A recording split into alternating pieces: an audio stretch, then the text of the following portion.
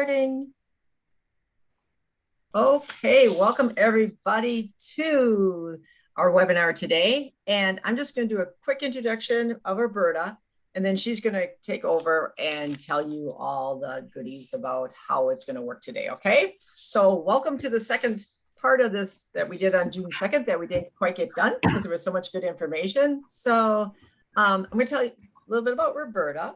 Roberta has worked with the DNR for 12 years in various capacities, from wastewater and stormwater permitting, stream biology, industrial sand sector specialist, and most recently as a non-metallic mining coordinator. As coordinator, she works with each of the agency's programs to address jurisdictional and policy needs at non-metallic mines. Roberta also provides DNR oversight to reclamation regulatory authorities through NR 135 performance audits, technical support, and guidance. Okay, Roberta. Thanks, Penny. So as Penny mentioned, that this is kind of part two, if you will, of our financial assurance discussion from last time. We have our three panelists back, and just reintroducing you all to our panelists. We have Scott Conkle, who comes from the East Central Wisconsin Regional Planning Commission.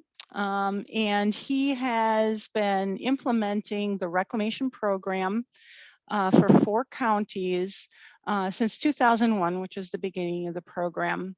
The counties that he administers the reclamation program for include Outagamie, Shawano, Wapaka, and Winnebago counties.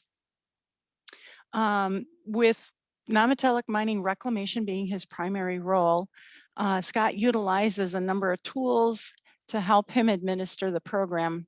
Those include things like Excel spreadsheets, ArcGIS, and has been a collector for ArcGIS for the last 3 years, and is initiating a drone to go into effect this summer, a DJI Phantom 4 Pro. So if you want any expert advice on use of drones, Scott's your man.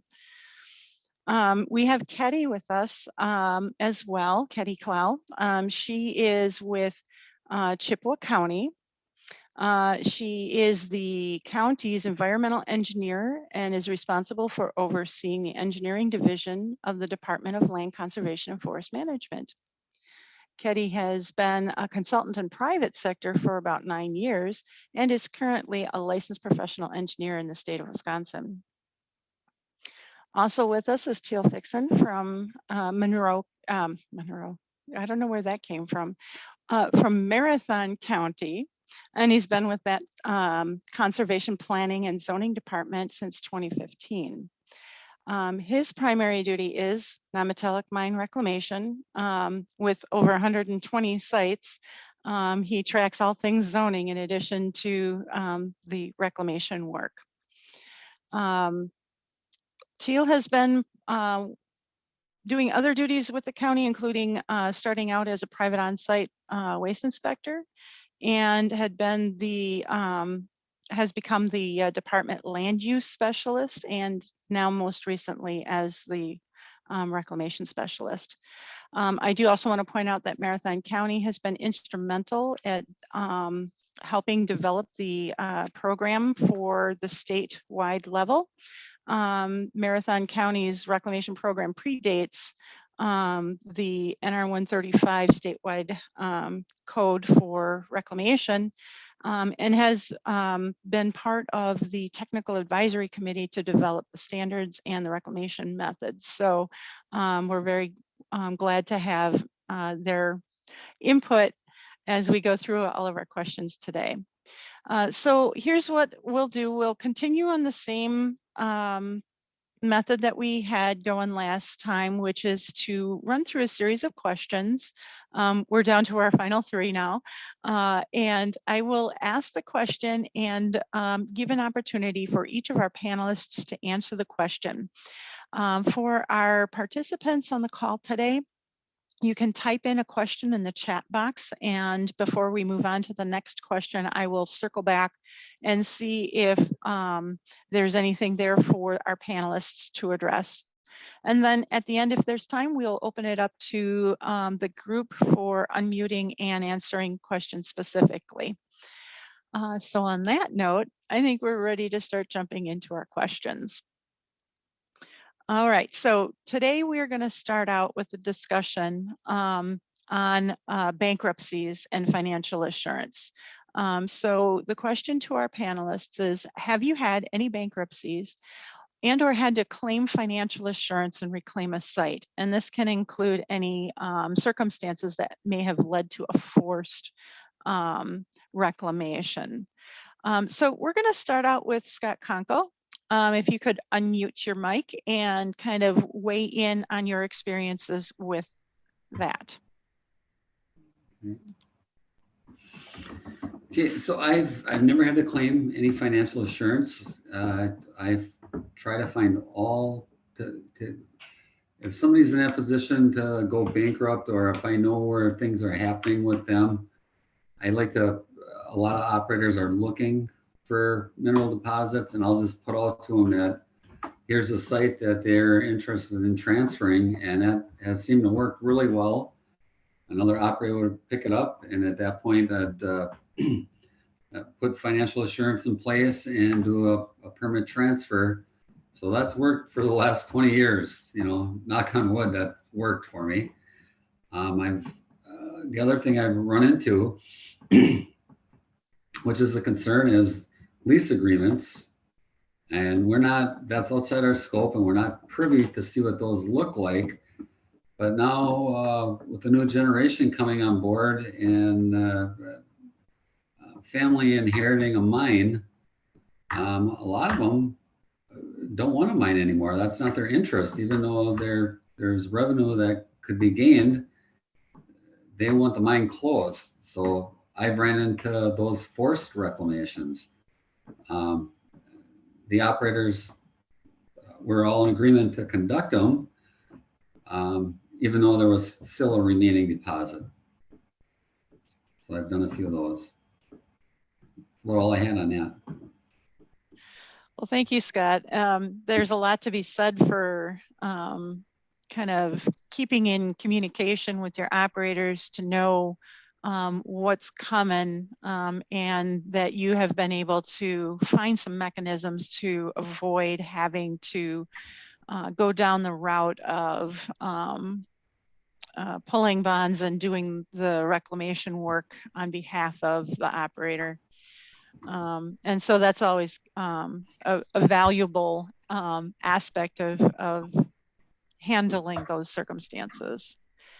On the other end of the, thank you. On the other end of the scale, Katie, I know you've had some fun with regards to financial assurance and potential bankruptcies and actual bankruptcies that have come through the county. Can you share with the group your experiences there? I sure can. I know that the county went through a bankruptcy prior to me being here, and that was quite the process. I know it was very legal, intense, a lot of lawyers involved with trying to figure out how to go through that. My first day here at the county, they were involved with a bankruptcy with one of our industrial sand mines. So I came in on the back end of it. I would say document. The best way to challenge or to show the justification, the financial assurance, is to show how you got the number, and that remember that you could be sitting in front of a judge having to explain what you did. That our department head, that's what he always tells me. If you got to sit in front of the judge, what would you need to show your case? I agree with Scott. If you can avoid them, that would be the best. If you can transfer the smaller gravel mines to another operator, that would be ideal. But with the industrial sand mines that we have, we've seen a lot of transfers lately. And sometimes it's just not plausible because there's not enough asset left there to make it a feasible mine.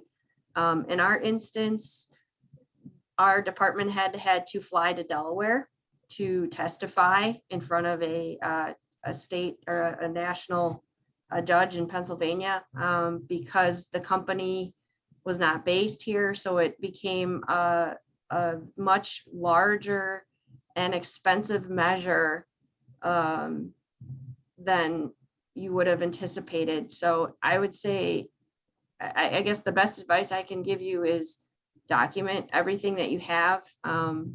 Try to work with your corporation counsel and obtain outside legal counsel if you need to. The county did have to solicit an outside attorney with very knowledgeable skill set to be able to defend the county's position. And in the end, ultimately, I don't believe the financial assurance was part of the bankruptcy, but it was considered necessary, and the company had to come up with the financial assurance that we had required when it was all said and done and they got through the bankruptcy.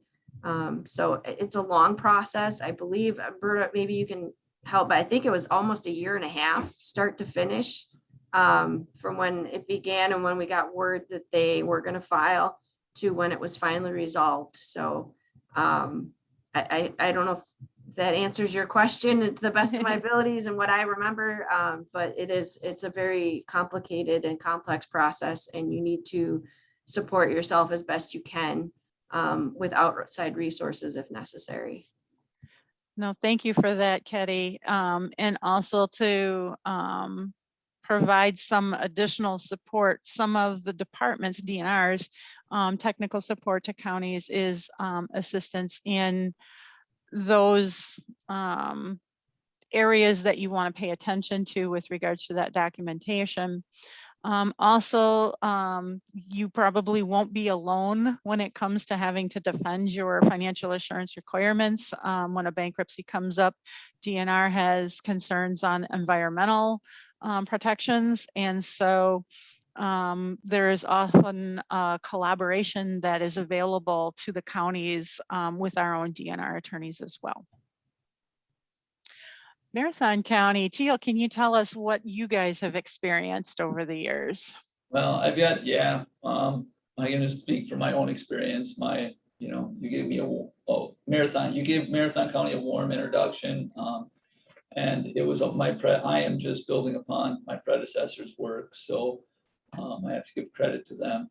But my example here is kind of it's a real specific example. I didn't redact any names.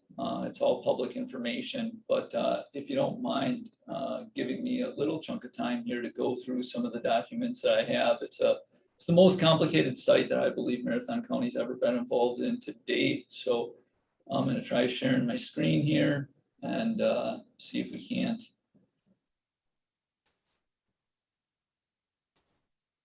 Pull a couple up. There we go. We see your stuff. There's your map. Can everyone see that all right? Yes. There, I'll just keep scooching around. So this is the site. That red shed up in the northwest corner is part of the site.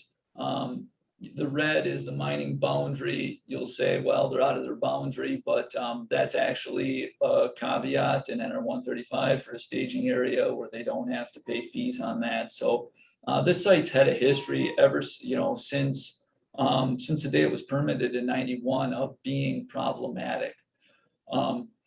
So there are two parties involved at the moment. Let's say there's an operator whose name is Ryan, and an owner whose name is Ben.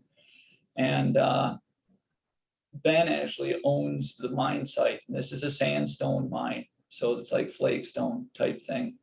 And Ryan is operating the mine site. I'll give you a little bit of a rundown. So Ryan was always, as the operator, Ben was looking at Ben. All right, so Ben, the owner of the land, was looking at getting out of the mine, just wanted to be done with it. And on land contract, sold it to the operator, Ryan Olszewski.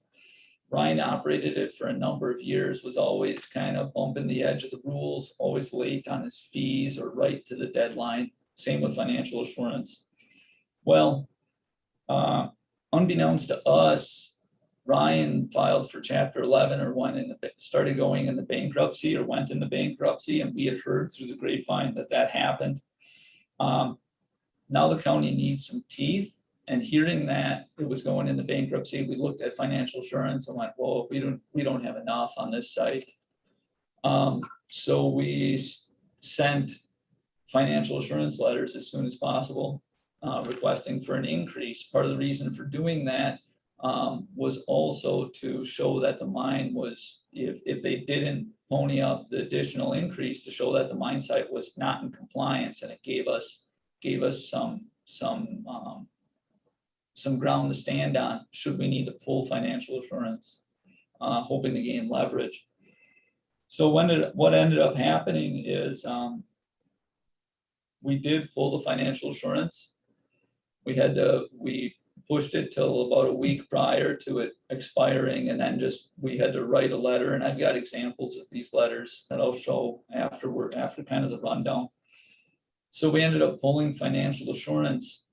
In the interim, the operator, Ryan Olszewski, skipped town, moved to Florida, some sanctuary city. So now we got to track down his address and serve notice to him. He's still technically on the permit as the operator. And the owner's just sitting there. So this thing is going to end up going to a sheriff's sale. And I'm thinking this is great, perfect, because there's a number of active and well-established mine sites surrounding this one. I was hoping that one of those operators would scoop it up and we'd be done, just transfer the permit. Day of the sheriff's sale, the owner, Ben Novak, worked out an arrangement with the bank and was able to get it off of sheriff's sale. And Ben had been a problematic operator all along. That was I had never dealt with Ben. I looked through the file and I knew that was a bad situation, him taking over the site again. So as part of that deal, the mine went into receivership. And so he was the receiver. So now I got to transfer the permit to Ben's name. So to kind of avoid the whole bankruptcy guy skip town. So I ended up transferring it to Ben.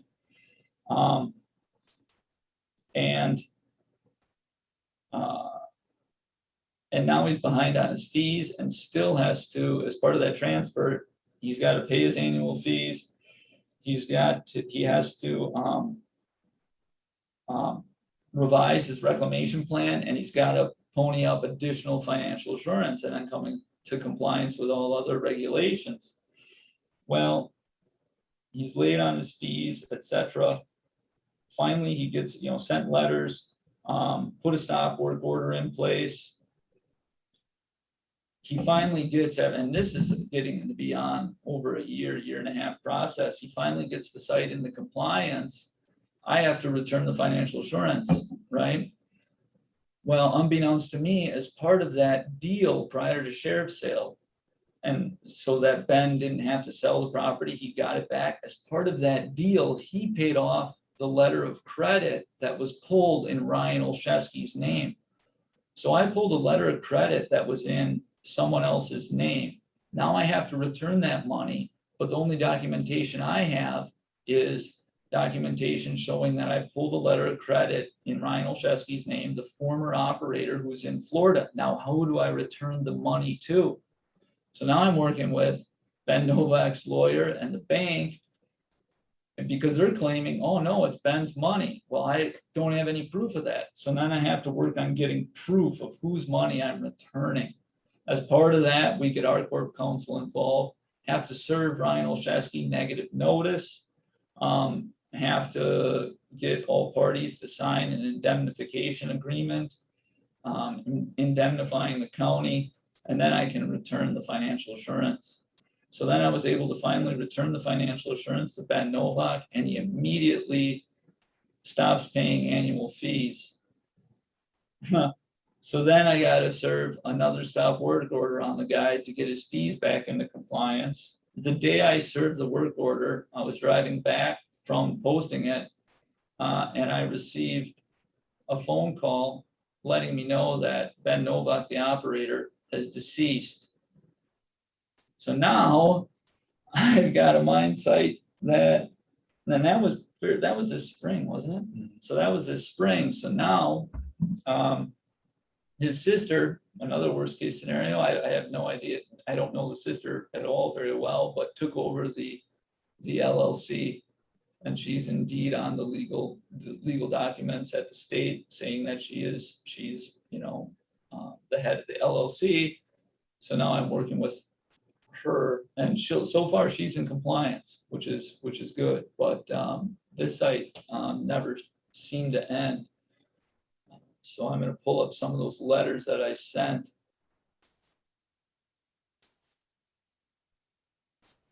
So this is these are just approximate timeline type letters. Kind of giving you an idea. There's a whole lot of notes, emails, other things behind the scenes and in the file. So this is the letter that was sent to Mr. Olszewski, just stating, hey, he needs to pony up additional financial assurance, just because this is when we found out that he's going bankrupt. So that's that one. And there were a couple of those notices sent prior to pulling the financial assurance. And then this is a letter to the bank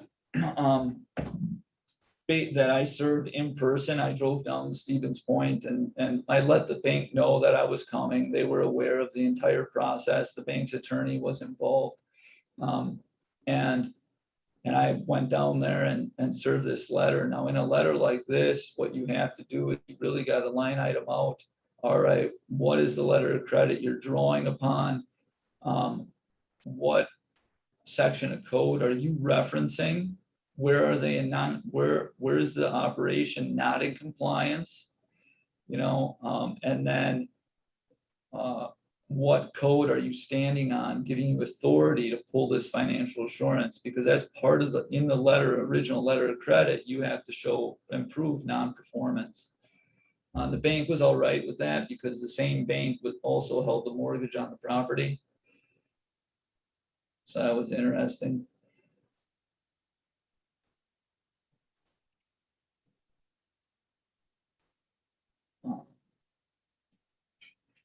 This is putting the stop work order in place, I believe. Yeah, this is putting the stop work order in place. That letter again, standing on code. Why are you pulling stop work order? What is the reasoning for this? These are compliance letters on how to bring that site into compliance. So submit to the department fully completed reclamation application, reclamation plan, financial assurance. This is that letter again. That he had also become delinquent in fees, so we had to put fees in this letter as well. And then finally, the site finally came into compliance from our standpoint, and that's when I had to return the financial assurance, and that's where the indemnification agreement comes in. That was really tricky because you know, in a backroom meeting, that financial assurance was paid off by the landowner who took over the permit, and I didn't know who to return that to. We're just sitting on this cash, then we have to return it. So, and that's basically it. We didn't have to actually reclaim the site. There were discussions about, all right, what would it take for us to reclaim the site? We should just pull the permit, close it out, and be done with it. Maybe modify the reclamation plan to suit the county's needs, provided the money that we had on file, and close it up. But we didn't have to go quite that far. So that's where it stands today. It's in compliance. For how long, I don't know. I sure hope it remains that way, but this site is always exciting. Thank you, too. Definitely a tricky situation and gives a good idea how things can evolve. They can either, you know, sit on shaky ground until the very last and then pull out of it, or they could end up putting you in a situation where you do have to pull that bond and reclaim the site. And I know there are folks out, you know, maybe on this call or in other parts of the state who have had to go that route. And certainly, again, you know, the amount of documentation that you have provided, all of the chronological efforts leading up to, you know, the potential to pull that bond are critical, not only from the perspective of proving to the bank that this money needs to be distributed for use in reclamation, but also should you ever be challenged in a court of law for claiming that bond, you've got the documentation showing why the site is not in compliance and why you need to potentially revoke permits and pull the bond. So good stuff, good stuff. And Appreciate it. that chain of events is really, I mean, it's not in my strengths to stay extremely organized, and that's a challenging one, especially because you're trying to back up every letter you send with an email. So I was sending it 2 different ways. Yeah. In correspondence with 2 different attorneys and our corp counsel, the bank, the operator who skipped town, and the landowner. And it's important to save all of that stuff, try to keep it as organized as possible, but you know how email strings get, so. Right. Okay, so I'm not seeing any questions in the chat box just yet, but if some more pop up as you're thinking through some of these things, we'll double back and get you covered. We're kind of ready to jump into our second or our 5th question at this point. And that's kind of dovetailing a little bit on some of what Teal was talking about and some of the touch and go stuff. You know, how do you handle it when sites don't have any financial assurance? And there can be any number of reasons why a site might not have financial assurance. Maybe it was canceled and you weren't notified. Or perhaps maybe some work on the operator level has made a change in the financial assurance documentation and you weren't informed about it. So let's kind of get the feel for how each of you maybe have encountered and dealt with sites that didn't have financial assurance. Katie, I'm kind of putting you up front on this one. Do you have anything to share the group? You need to be pleasantly annoying with your operators, consistently and persistently contacting them. I can echo what Teal said. We have a really well-established program here in Chippewa County with a lot of different staff that allow us to be on top of things. One of those people is our accountant, Joey Puick. She's the one that keeps track of all our financial assurance and sends the letters out to the operators. And she's very persistent with that and on top of it. And she talks to us first to make sure that the amounts are correct and that we're going about the right process. So I think that's the first step is you stay on them until, and you know, follow up, be like, okay, if I don't hear from you by this date, I'm going to call, and then call. So they know that you're going to keep on them and you're not going to go away. Our last resort would be bringing in corp counsel to do the legal side of it. But I think we try to do everything up to that point to get them and encourage them to do the financial assurance. The bonds we don't have as much trouble with. I would say it's the letter of credits. We've had to do a little bit more legwork working with the banks to make sure that the language is right so that we're notified and know if it's going to expire or if they're going to pull it. We do not have any like collateral cash on hand situations right now. I would say that's kind of the last resort also. We'd prefer to do a bond first and a letter of credit second. And then you just evaluate the site. If it's in, if it's in reclamation, that will reduce the financial assurance required. So you just kind of have to do that common sense gut check of like, are we good or not? Are we worried about this one or not? Do we think he's gonna, do we need to push harder? Do we need to trust that he's gonna get it in? But I think in the end, just be persistent and consistent across your operators with your message. Thank you. Teal, I'm going to bounce it back to you. What have you got to share? All right, yeah, sites without financial assurance is always tricky. I think I'm probably in the same boat as most people. We don't like enforcing. I don't particularly enjoy it, that aspect of the job.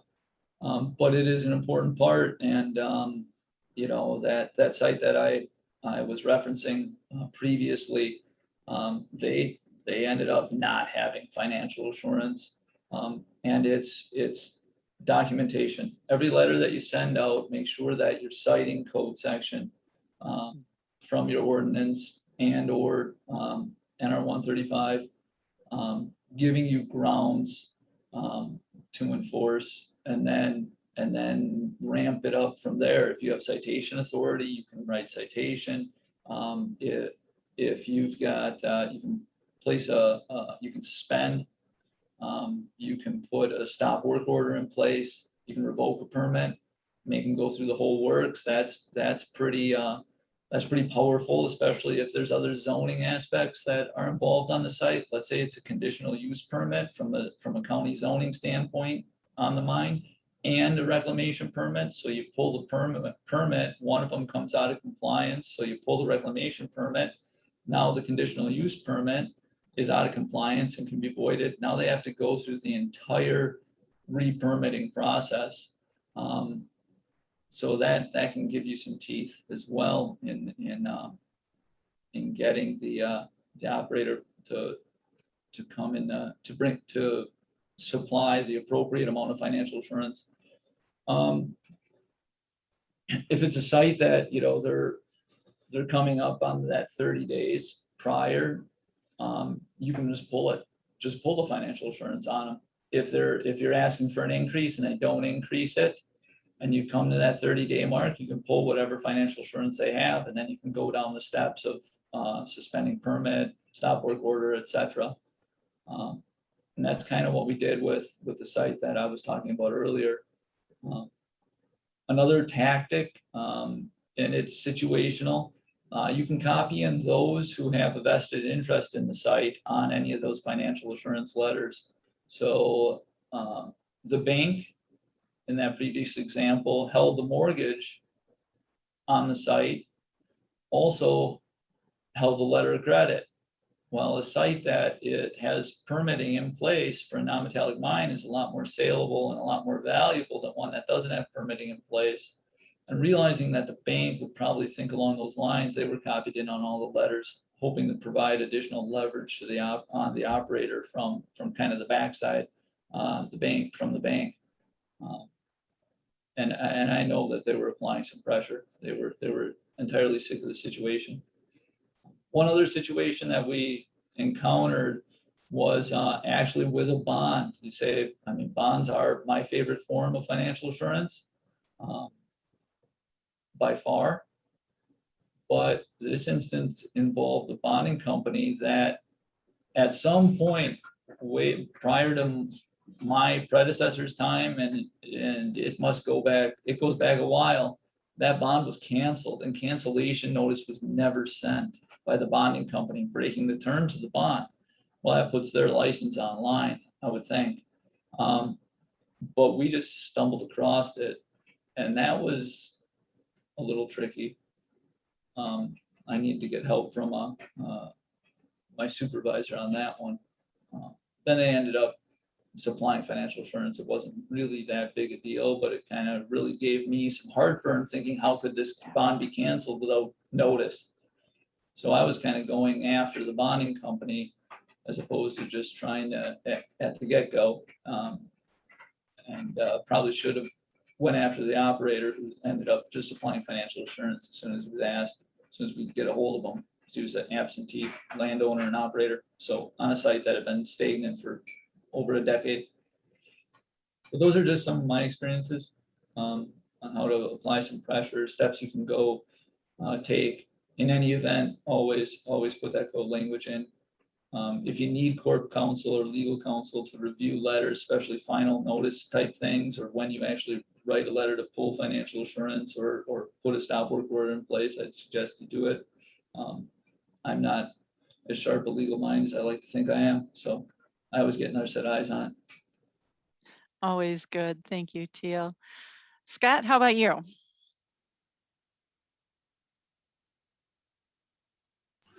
I echo Ketty with being persistently annoying, but what I tell the operators is have your financial institution call me directly.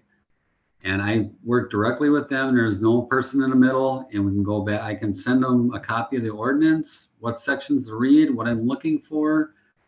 And we make so much progress over emails. And if I determine or they determine that, we can't get him a letter of credit or a bond or whatever it might be, I'll then get back to the operator and say, okay, we need to find another institution that's going to work with you. But you have to remain consistently annoying because out of sight, out of mind, they're going to forget about you. So you got to make sure you keep on them. And I always seem to, in the end, get what's needed.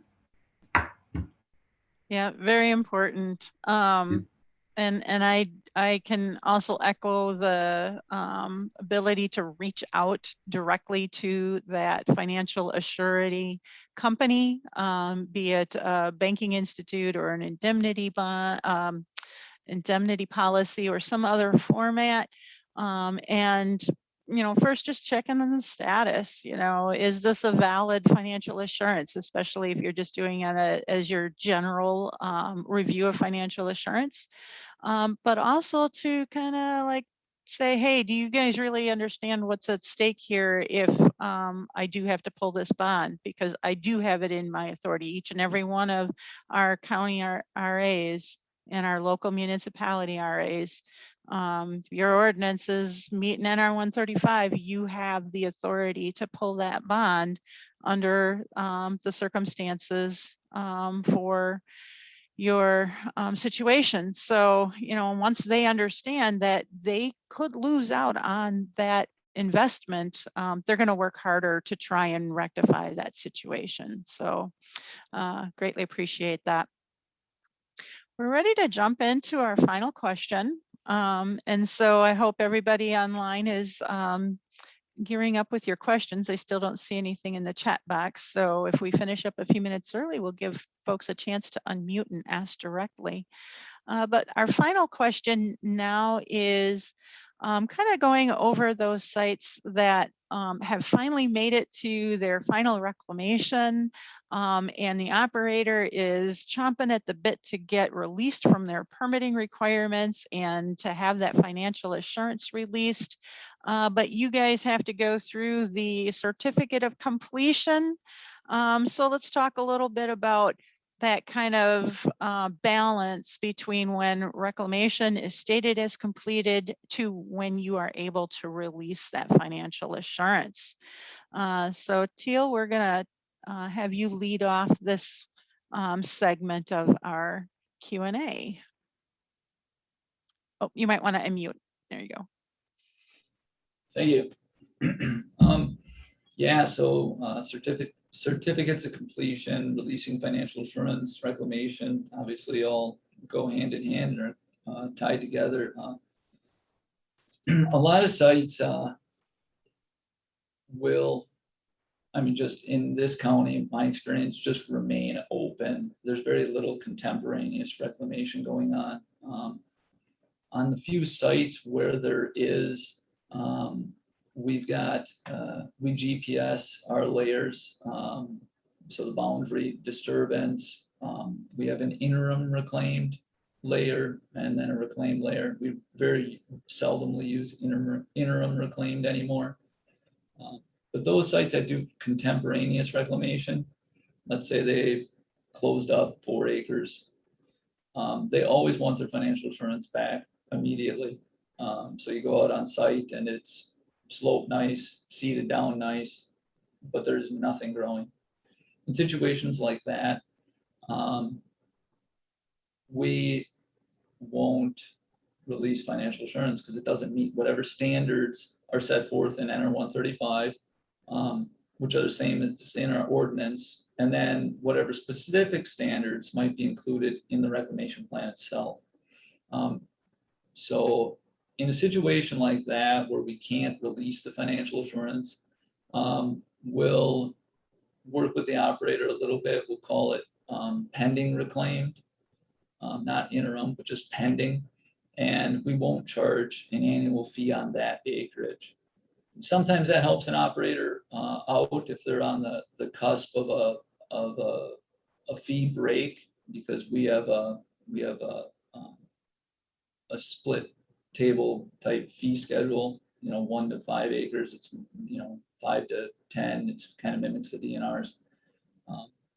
So it's a fee schedule that's set up like that. When an operator calls you about reclamation, it's a good time to review that financial assurance. So in a contemporaneous reclamation, let's say it does look good, everything's grown up, good vegetation, no erosion concerns, etc. Many times we can't release financial assurance because it's been a little while since it's been reviewed. So we said, well, great work on the reclamation, job well done, but unfortunately, due to inflation, diesel prices, etc., we're just going to roll that financial assurance over on the remaining acreage so that it meets the proper amount. Sometimes it's actually an increase. Hey, thanks for reclaiming, but since we reviewed your financial assurance, we have to increase it too. And that's always the worst conversation. Hate that. On a site that needs to be fully reclaimed, same kind of thing. We like to give it some time. We like to see everything established. Site visit. So what we'll do is we'll have the operator call us out when they think it's ready. We'll go out there. Many times it's not ready.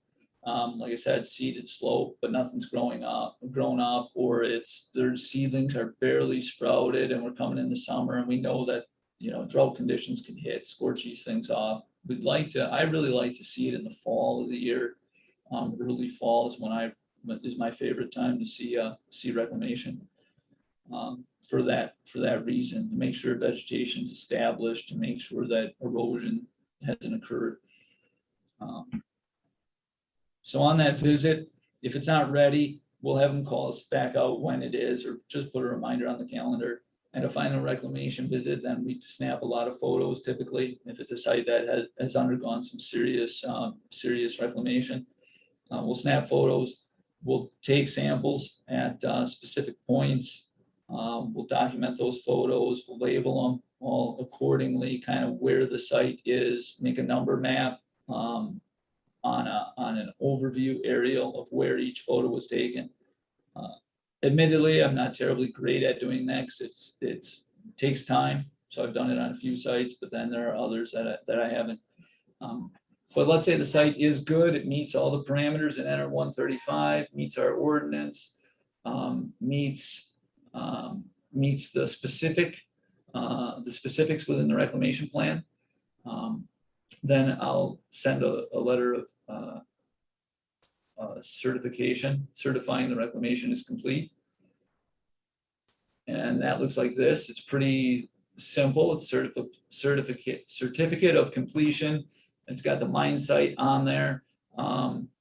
It talks about any site visits that may have occurred, references the permit number, states that what it's reclaimed in accordance with. So this site was one that I was out on this spring. I didn't take any photos. It was a site that was a historic project. Never underwent any excavation under this owner. In fact, we didn't even have financial assurance on this site because we only charge require financial assurance on disturbed area. There was no disturbed area. So I just cited per our records, showing that there's not been any historic mining activities that have ever taken place. And in accordance with NR 135, it's reclaimed. And then I reiterate that, reclamation permit is officially closed. No mining activities are to take place. That's, any mining is prohibited. This is another certificate I sent out for a site. Again, for a site that historically didn't have any excavation that took place. But in this case, we did have financial assurance because they really did intend to excavate, but for whatever reason, just never did. So we were hanging on to this kind of remnant financial assurance. So in this case, in the letter, we also state that that they're formally released from the terms and obligations of the permit, and that includes the financial assurance. If there was a specific amount or letter of credit on some of these, like a CD, if we're holding a CD, we'll reference a CD and then also return that CD to the operator with this letter. If it's a letter of credit that we're holding, we'll return that letter of credit to the bank, copy the bank in on this as well. So that's basically it. It's pretty short and sweet, citing what we can. Our version's not perfect, but we're always working on them. That's all I've got. Oh, looks great. Thank you, Teal. Scott, you're up.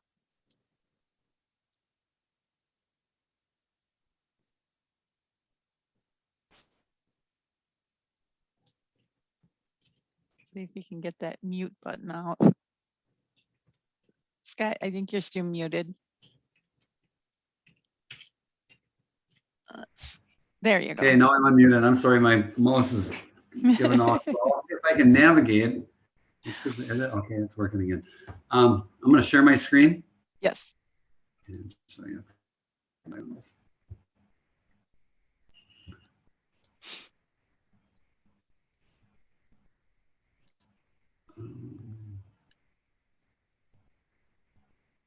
So green button, either top or bottom.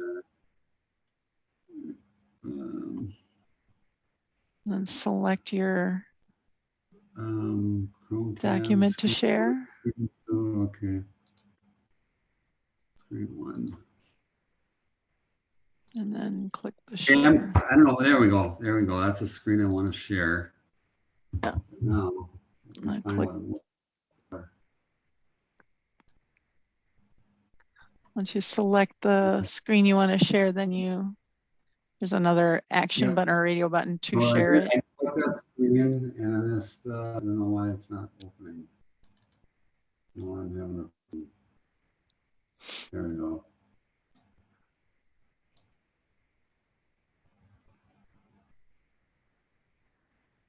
Okay. Zoom platform is a little bit different for everybody. So, Share. So can you hey, see here it that? comes. It's Your coming. screen? There it is. Okay. So this is a pretty form that I actually put out, and I only put it out to others that I think would really appreciate the reclamation. Otherwise, it's a standard form that I send out, and I could show you that too, but it's probably not much different than Teal's. And it just states the code, the project number, and then I'm certifying it. But if I feel it's somebody who is proud of what they've done and they want to put it on their wall, I put it on good grade quality paper that they can actually frame that. So it's so that's something I do there. Interim reclamation, I don't send anything over. Out to the operator. What I'll do for interim reclamation, they'll call me and they'll say, well, how long has it been since you reclaimed it? And they'll say, well, I just planted it. Well, I'll come out now or I'll come out this fall and take a look, but it's not going to be immediate. It's probably going to be next year that I come out here in the fall and show that that's been interim or contemporaneous reclaimed. And then I just adjust the database and the mapping and any financial assurance adjustments I would have to do with them. But they would first see that then in December or January to make that change in reduction. But generally, it's not that much. And there may not be a change because they added acreage. But, you know, I really stress to them that, yeah, I'll look at it this year, but it's going to be all of 2 years. It's going to be a growing season and then next fall. So I have a list right now of, I think, 6 different sites I will go to in September. and see if they meet the requirements of a final. I may go out there and spot check it right now, but I won't release it until the fall. That's all I had on that, unless you have questions. All right, thank you. Okay. Ketty, can you share with us some of the things that you've handled with the certificate of completion and release?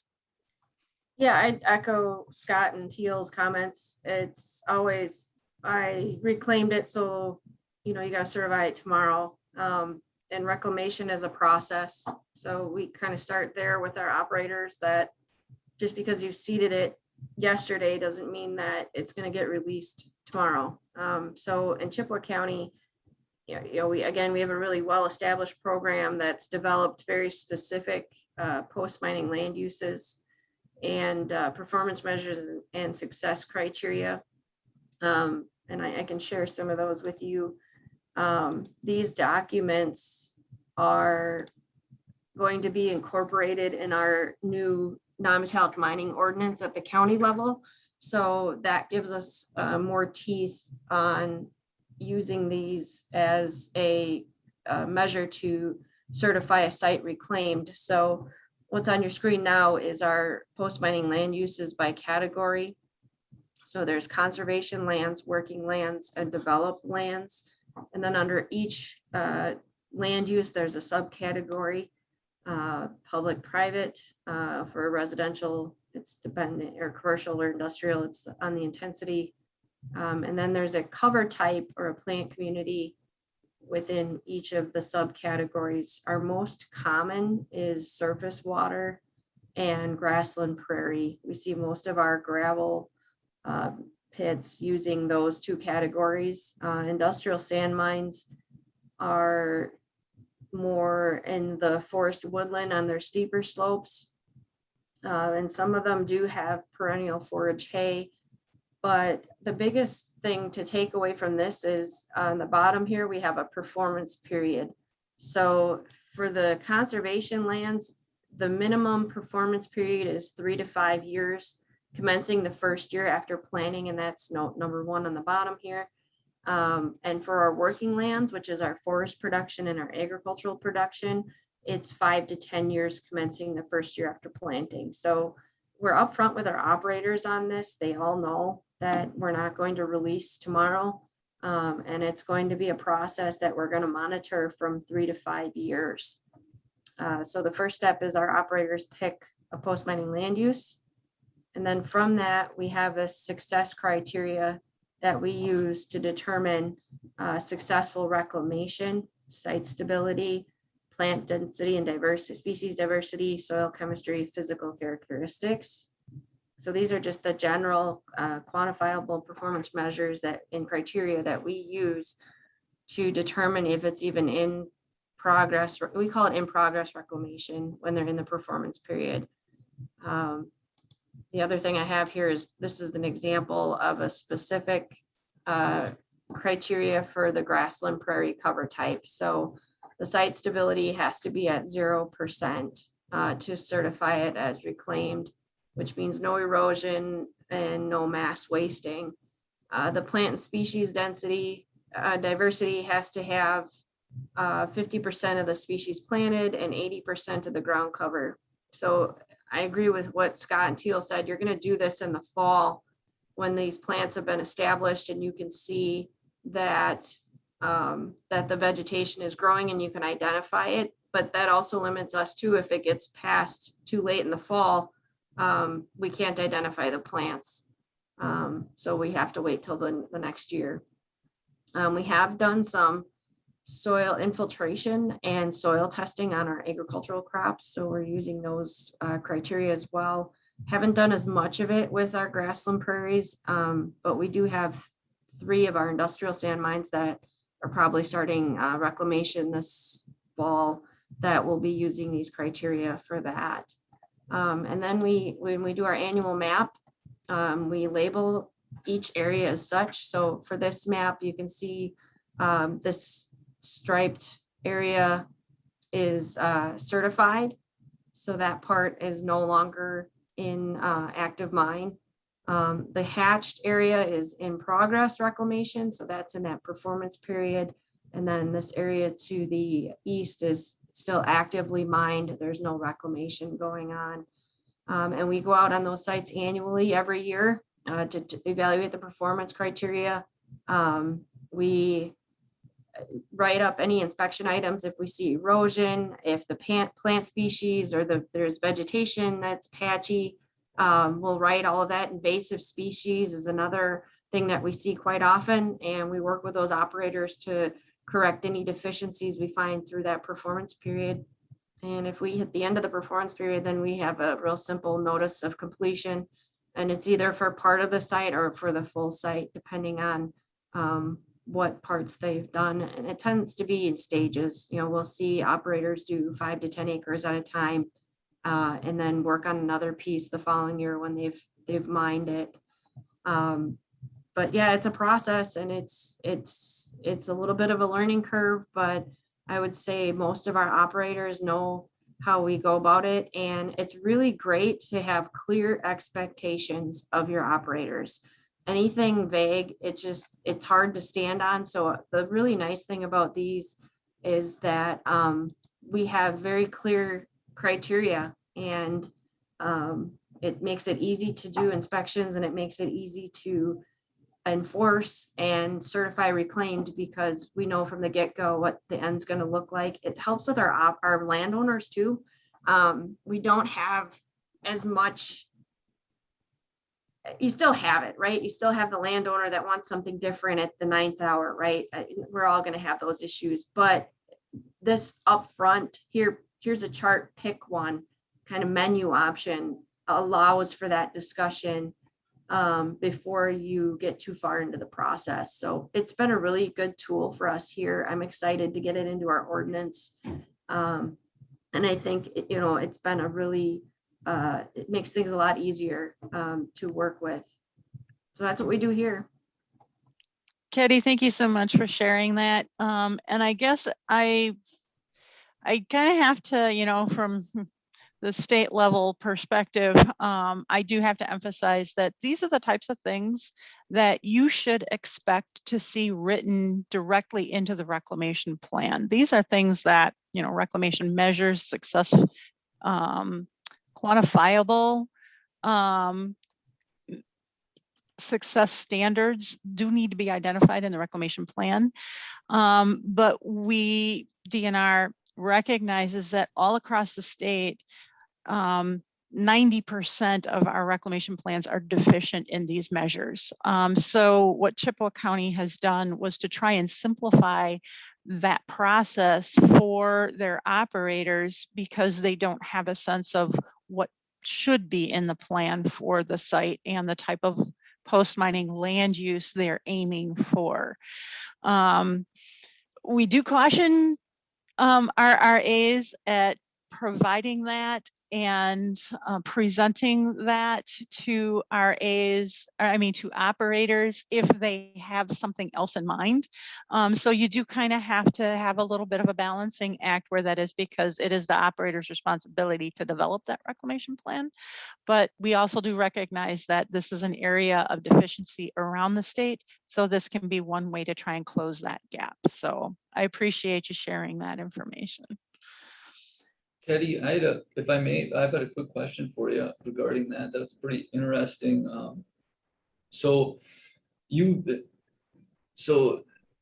correct me if I don't understand the process correctly. An operator brings you a reclamation plan. You obviously review the reclamation plan, and then you have them choose one of those categories within that table where they feel their reclamation plan fits. And associated then with those categories are different performance standards, and then different,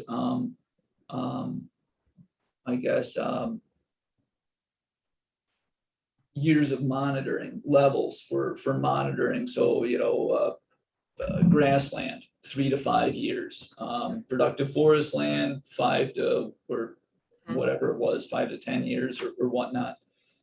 So the operator still has their own reclamation plan, but then they have to choose what broad category it fits in that gives that has additional standards or metrics in it that you'll be supplying? Yeah, so the conservation land, it doesn't take as long to establish. You're not trying to get a crop. You're not trying to get trees and a certain amount of forest product out of it. So those conservation lands are picked more often than not. But what we do, if they are creating the reclamation plan, we often encourage them to put these tables in the plan themselves. And they're part of their reclamation document, so that their reclamation plan. And then the ones that don't have that, when we're going into the reclamation in progress, we share these tables with the operators and encourage them to pick one. A lot of times we'll tie it in with their conditional use permit and recommend that that's included in their conditional use permit of what the post-mining land use is.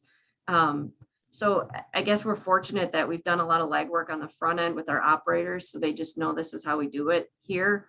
And it makes it easier for them because everybody knows what the expectations are. They know when we're going to sign off on reclamation and when we're not. They know when we're going to put it in progress and when we're not. So it really cleared up a lot of questions and subjective nature of reclamation. So I guess to answer your question in short, we'll include it in the reclamation plan if there's like an expansion or a new permit, and we'll provide these to the operator and they'll choose one and it'll get incorporated. If we're looking to go into reclamation, and let's say it's like one of our first permits that we had in like 2001, then we would include that to the operator and say, okay, this is how we're going to determine if it's reclaimed. Which way do you want to go? And it has to be consistent with their rec plan. The one thing I mean, Roberta, you can probably back me up here. Every one of our rec plans before before 2015 say it's going to be recreational land. Well, what does that mean? Yeah, right. What does that mean? Everybody's got that. So this was a way to allow us to be more specific in what that meant and what we're looking for in that criteria. And there's one for every one of those post-mining land uses, and it's an ongoing process. We've refined them even in the last year and a half that I've been here. These criteria have been refined because we find some things work and some things don't. Some of the bigger sites you're looking for more than you are with the smaller sites. It just, you have to kind of fit it to the operator that you have. The bigger operators are more receptive to it. The smaller operators, we get more pushback. It's just kind of the way it goes. Did I answer your question? Yeah. That's an interesting approach. I do like the specific standards. I know that here in Marathon County, I mean, my advice to operators, we're applicable and every site's different. So hard rock sites, the reclamation is going to be a little more intensive than with just your sand barrel site. But wherever I can, I always try to nudge or suggest to the operator that they choose or write in the reclamation plan the least intensive final land use they can possibly put in there. And the reason is it's not to provide any loopholes. It's to provide flexibility. So least intensive land use pond slope 3-to-1 down to the depth of 6 feet, put in a vegetative cover standard, all the erosion stuff, and be done with it. Maybe their final land use in their mind really is to have a subdivision around that pond. But I don't want that in the reclamation plan, because then I can't sign off on it until the doggone subdivision is done. And it hampers the operator or permit holder's flexibility. It creates kind of a backlog of sites that you got to keep track of, and increases your phone calls and your emails and whatnot. So as least intensive land use is what we always purport. Even let's say, or like a farm field.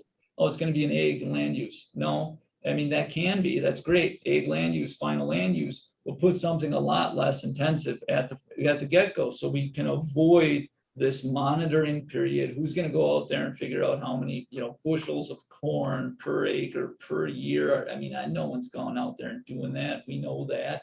Maybe they are. They're better people than I, but I'm not. So, so as least intensive as possible, make sure that the resource is protected and it meets the bounds of the reclamation plan, enter 135, sign off on it, and then that allows flexibility. That's just how we kind of approach it. But we have quite a few sites that are a lot less intensive than, say, the sand mines. Mhm. Well, thank you. It was great discussion today. Had a lot of great, viewpoints and perspectives on all of the different topics that kind of surround financial assurance, including what it boils down to finally get it released when mining is complete.